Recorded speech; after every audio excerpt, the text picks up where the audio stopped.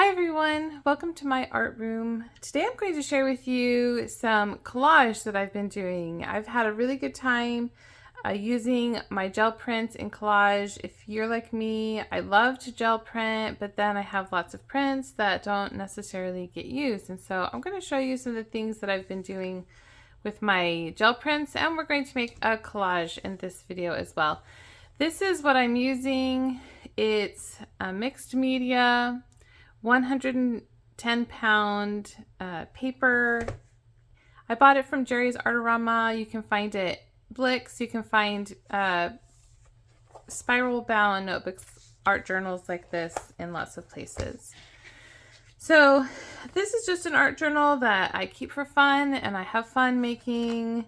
This is painting and stenciling, and it's just fun. But this is what I'm going to share with you today.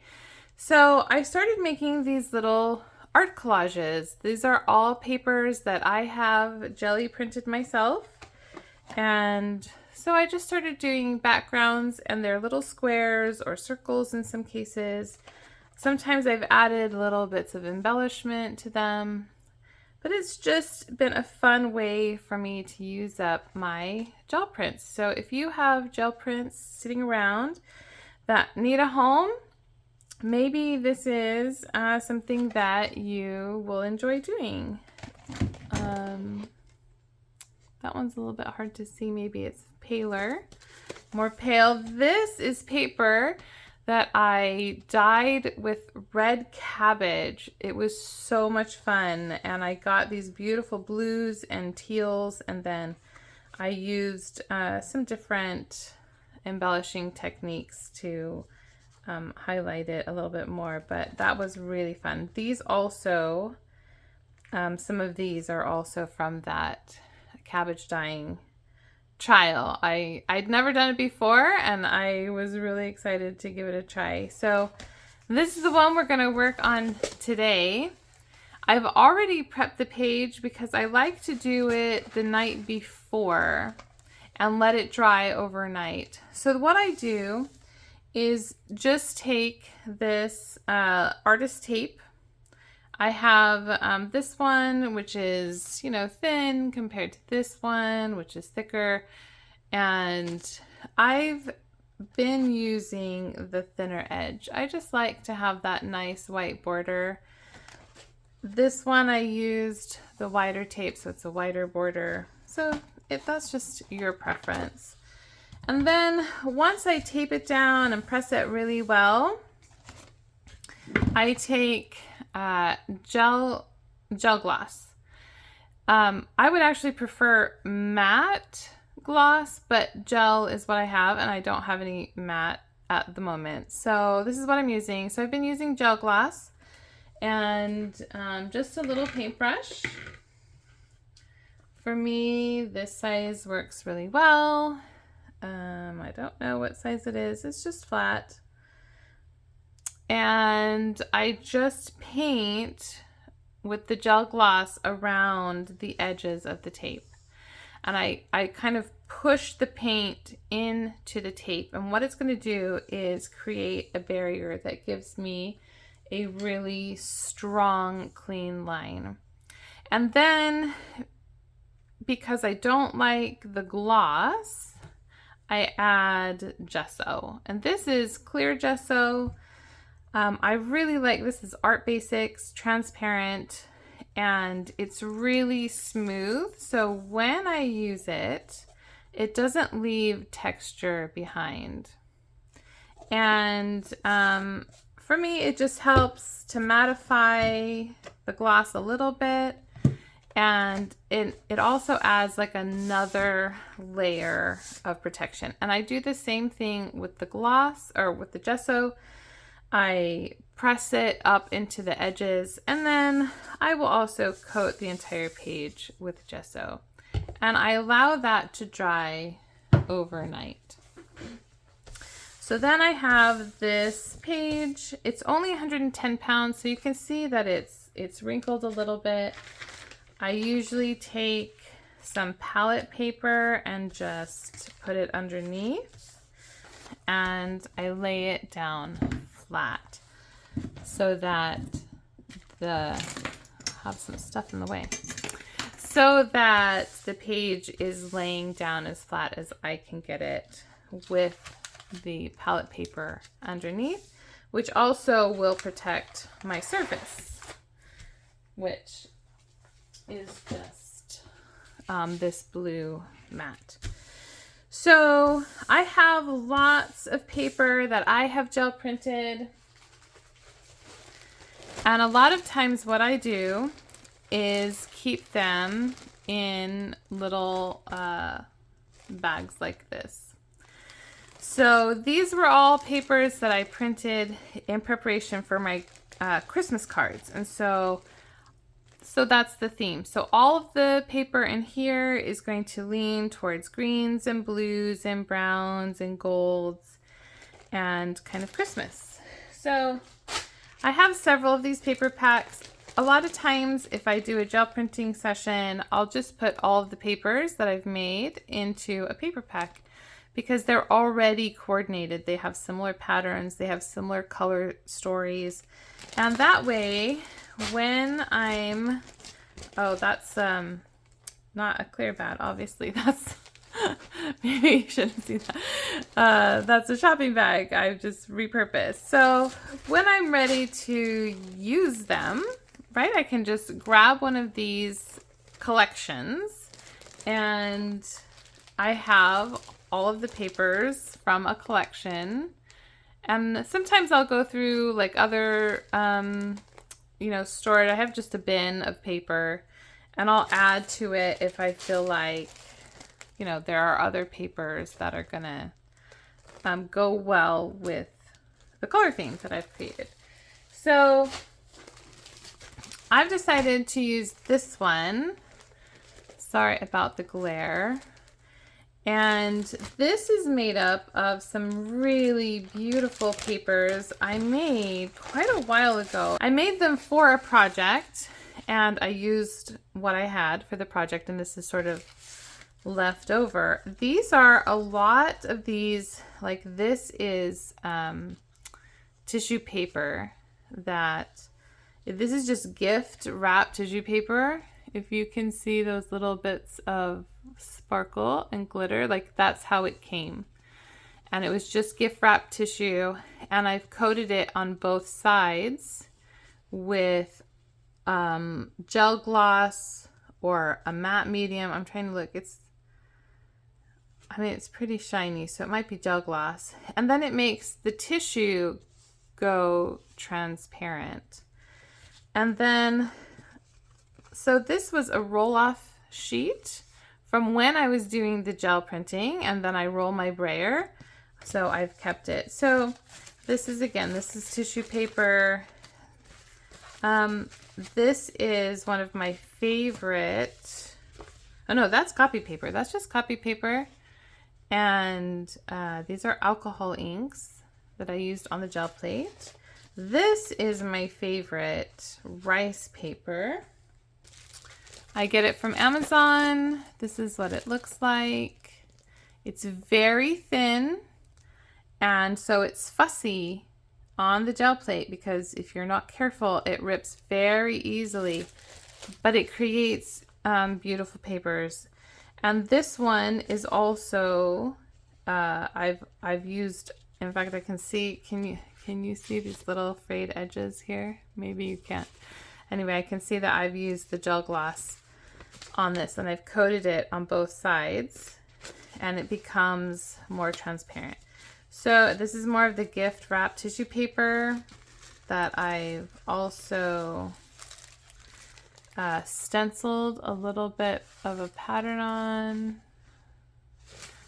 It's not coming up great. This is alcohol inks. I love doing alcohol inks, using alcohol inks on the gel plate. This is, again, that roll-off sheet. So it's got both sides, but this is the side that matched the colors. This is just tissue paper and a stencil, gold. It might be bronze. Maybe it's gold or bronze. Anyway, so these are all very similar. These are alcohol inks on that rice paper. This is, again, the rice paper that I've already coated in gel gloss and matte medium. So anyway, very subtle. Some of these papers are very subtle. Some are very bright. And yeah, so what I'm going to do is decide which papers I like best and want to use. And then I just follow this kind of little grid pattern. And there's no rules for making this. So if this in any way inspires you, you can do this in any way that you like. There's no rules. But what I've typically done is just done 6 squares. Not always 6, like this one is long and this one is long. But kind of the pattern I've followed is 6 squares, and then I've built the layers into the squares. And some are more complicated. This is the one I most recently finished. I think it's beautiful. It's probably the most complicated. I've even used some netting. This is just cheesecloth this is the cabbage dye again. And then I did spray this with some inks to get a little bit more of a variety. That's a video I might make. I mean, if you're interested in learning how to use red cabbage to dye your papers, let me know. And because I am thinking about making a video how to do that and how I've done that. All right, here are some of the materials that I use in my collage, and I'm sure there are others. And if you have an adhesive that you really like, then obviously you're going to use that one. So I use the gel gloss, especially if the papers are heavy. So for example, this is a mixed media paper. It's quite heavy, plus it's got paint on both sides. So this is going to be harder to stick down. It's going to be, it's going to need more grip to stick. So for a heavy paper, I'm going to use the gloss gel. And like I said earlier, if I had the matte gel, I would use that instead. But it needs to be the heavy body acrylic medium. I also use matte medium, which I buy in a big bottle, and then I decant it into this smaller one, and it's 150 milliliters. But it's just matte medium. This is really good for thin papers that don't need a lot of extra stick to get them down. So for these light, especially for these rice papers, they're very thin, and so they don't require something really heavy to tack them down. But of course, you can use your heavy body acrylic medium, gel or matte or semi-gloss, whatever it is, and on all substrates. So it works. I also use a glue stick sometimes. I really like this one. I find that it is fast drying and that it holds well. You can also just use PVA glue. And again, I buy a big bottle and I decant it into these little ones. And PVA glue is nice because it dries matte. And then I cut with scissors or sometimes with a straight edge. You can rip the papers. Sometimes I rip, sometimes I cut. I just let myself have fun and be creative. And I don't always follow a specific set of rules. So let's get started. So I'm probably going to speed this process up because for me, this is a very thoughtful and it's a fun process.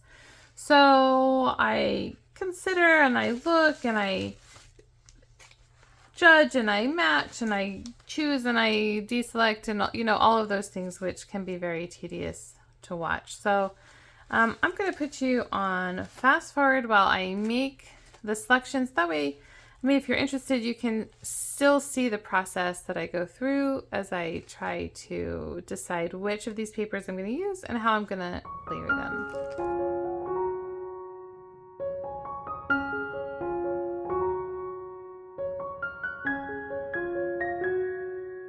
Let me just interrupt here and say for a minute, I prefer to cut wonky shapes. I think it makes it really interesting when they're not perfect. I do think that perfect squares and perfect circles are also beautiful. So again, it's just your preference. If you want to cut them really perfectly, if you want to make them wonky, if you want to rip the edges instead of cutting them so that the edges are loose rather than tightly cut. I mean, these are just your own personal preferences. I'm also going to set out my basic idea for the collage, and then I'm going to come back and I'm going to paint the background. I do this in this order because for me, I want to see what colors are going to be on top, and then I'm going to choose what goes underneath. I have done it the opposite way and started with painting and allowed the underpainting to help me decide what colors to put on top. I don't think there's a right or wrong decision. For today, I'm going to choose my colors first for the collage and then let that guide the underpainting.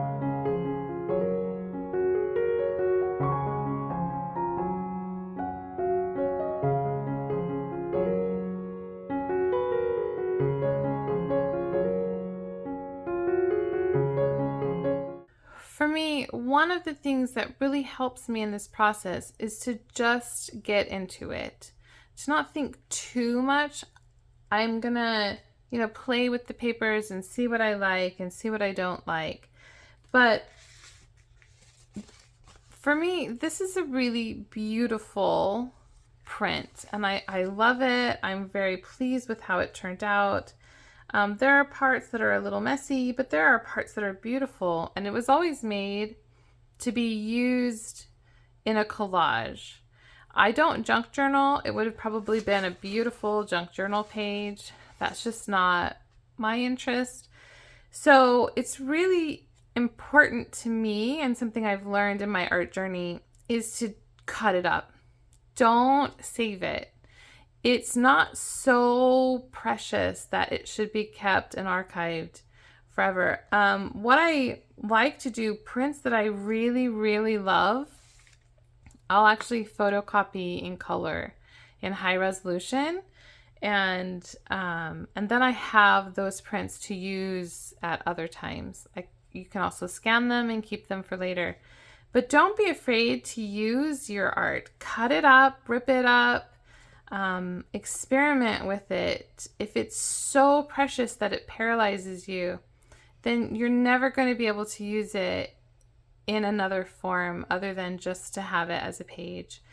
Which maybe that's the way you love to collect art, and you have a binder full of beautiful pages. But if your desire is to use the art, then you have to be brave and cut it up. That's all I'm saying. So good luck and be brave.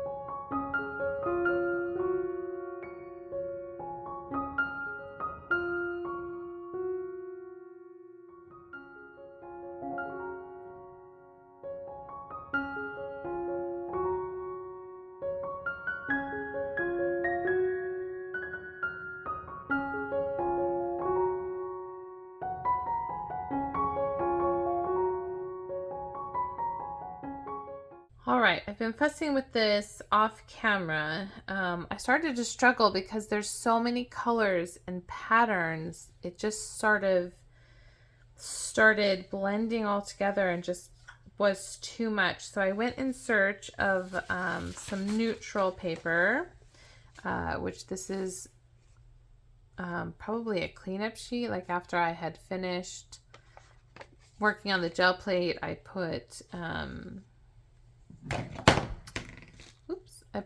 Titan Buff Medium down and just pulled up all the specks and bits. So that was a good neutral. So I've added that there. I've rearranged a couple of things.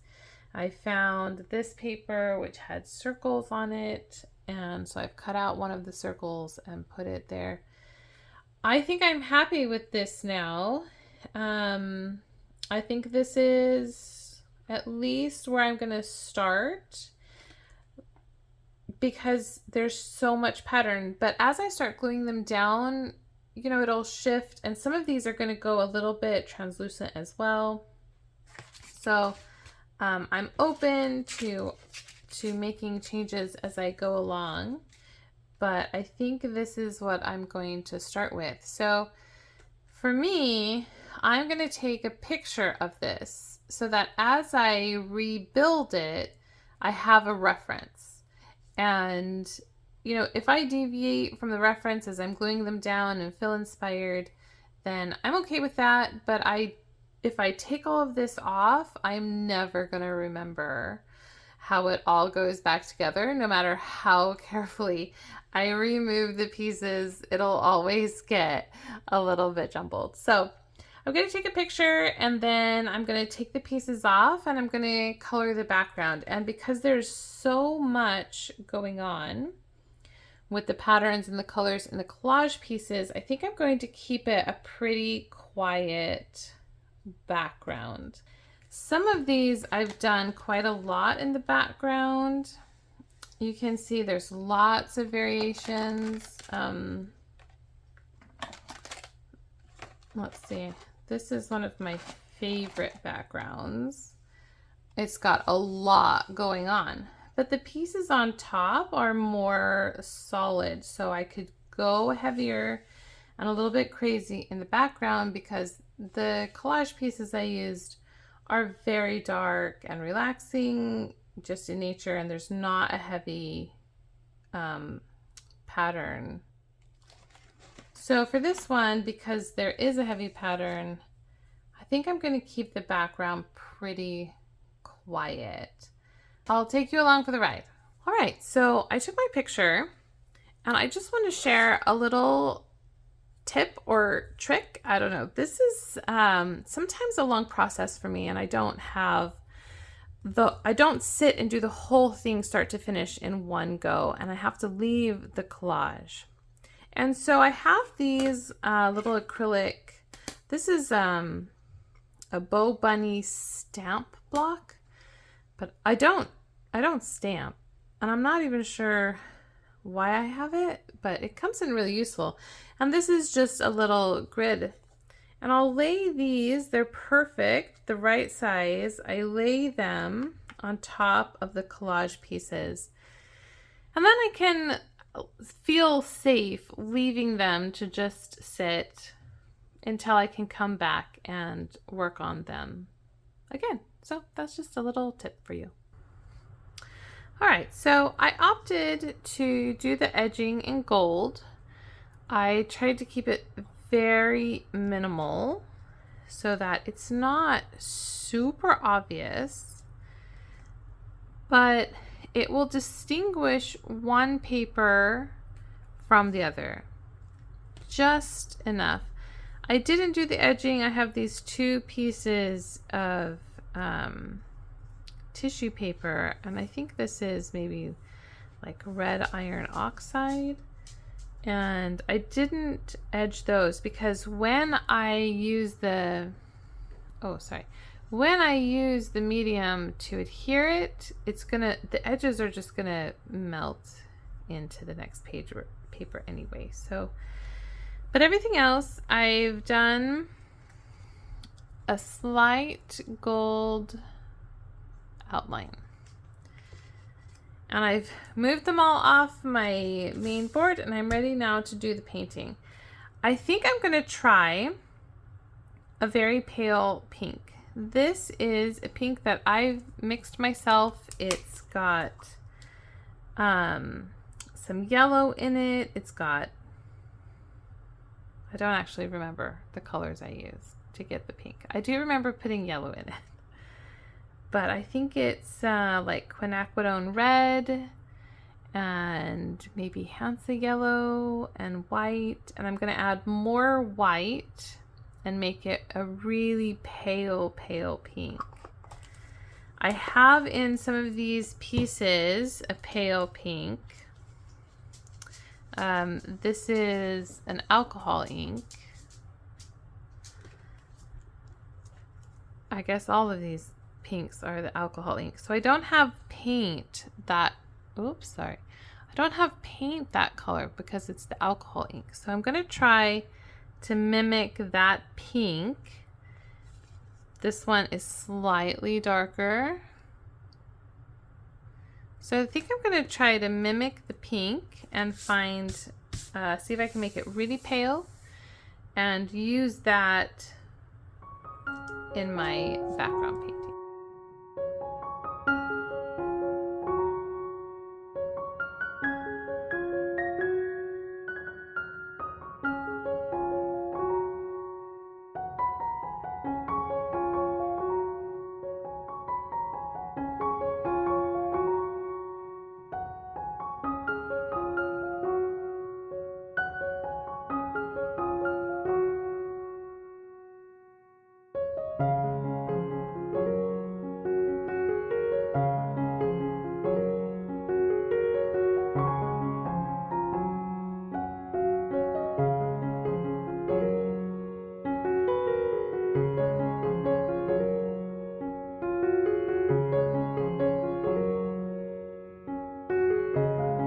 So I'm gonna let this dry and we'll see how it dries. It might be too light, it might be too dark, it might be too shimmery, and I'm gonna come back to it and reassess after it's dry. So I'll see you then. All right, so I've been working on this underpainting quite a lot actually. It's quite a few layers. I did the initial painting on camera, and then as it dried, I would add a little of this, a little of that, and then I think, oh, it's too dark, and so then I'd add more white, and I'd tone it down, and then, oh, it's too pale pink, and I just kept fussing with it. So this is what I've ended up with, and I'm really happy with it, so I'm going to go ahead and put the collage pieces on now. So the first thing I'm going to do is remove the tape, because as I add the collage pieces, I want to know exactly where my edges are. And I find that this artist tape peels off typically really well. Every once in a while I'll have some trouble, but usually it peels for me really well. And you can see that the edges are nice and straight, which I love.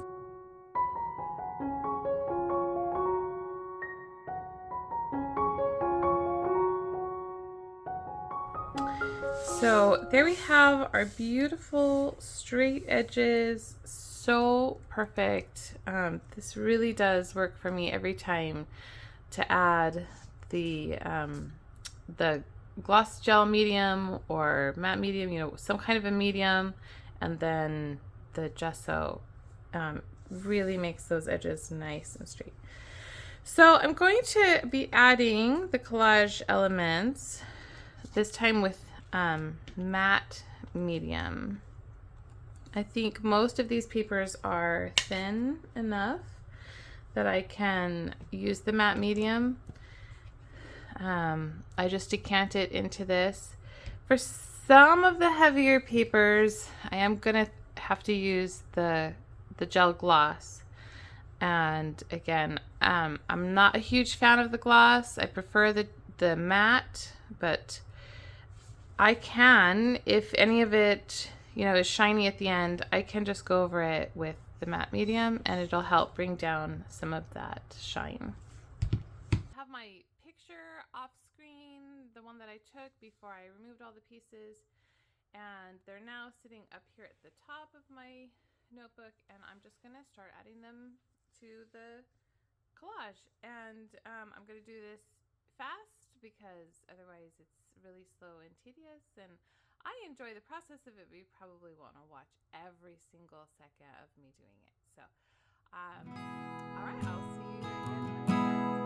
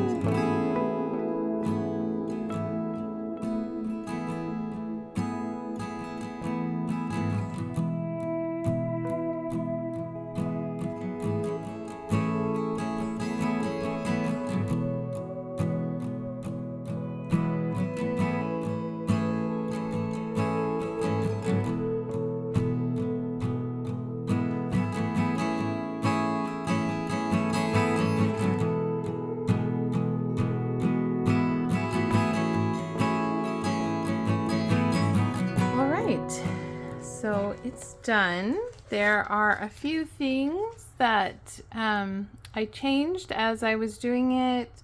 I flipped the orientation of this piece here, and I put this little orange strip down too far, so I am a little disappointed in that.